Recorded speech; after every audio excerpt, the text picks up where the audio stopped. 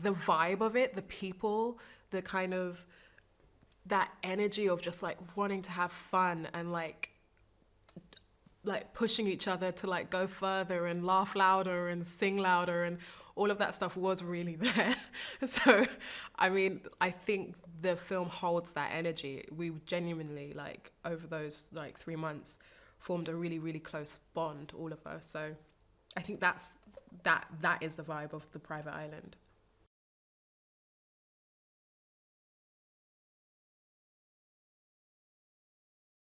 Slayer's crew is, a bunch of nice guys.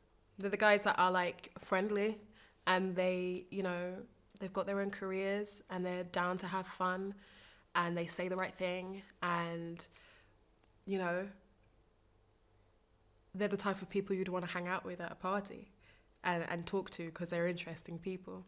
Um, so, again, Zoe did this amazing job of picking people that we already have that connection with. Like every guy in the film has, we've seen them in other things, and they're the good guys, mostly, except for when Christian Slater was in Heathers. That doesn't count. But also, like, that's such a likable character. But do you know what I mean? Like, I think that there's just like this feeling of like, oh, we know these guys. These are the cool guys. We know them. We're familiar with them, and that's for an audience member. But I think that kind of still resonates with the characters in the film too. They're friendly. They're warm.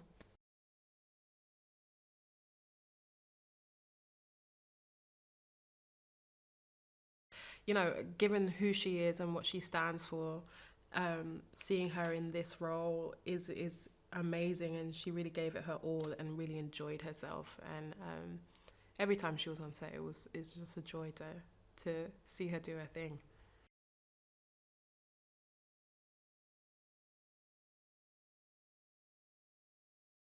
So Christian Slater is a wonderful man and a wonderful performer, and he really inhabited the atmosphere of the film like incredibly well. And again, like, was so God, it's gonna get really annoying me saying this, but like, was so down for the group, like, and I think that's so important in films in general. But like, there was such a he was such a strong character that brought people together. Let alone the fact that he's an incredible actor and has been doing this for like decades now, like, and he brought all of that to the table, and still was chill to like hang out with us.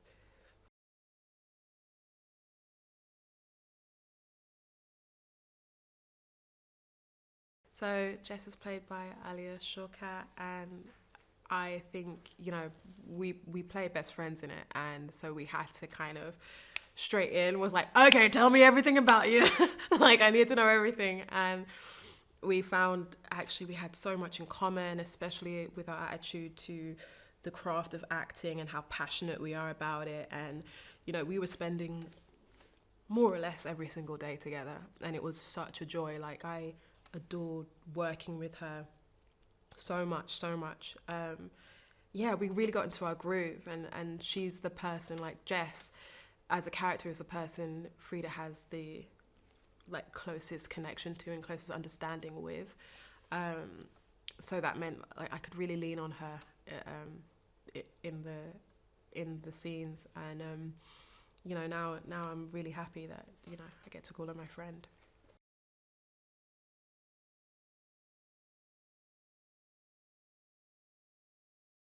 Adria Arjona playing Sarah is again very good casting. um, really special. I mean, there are. She's such a special actress. She knew what needed to be delivered and was able to add so many beautiful dimensions to Sarah, who initially you could look at and be like, oh, I know exactly who you are.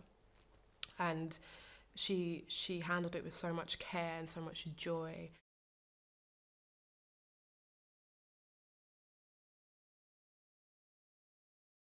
The fun, pacey energy of this is really really special.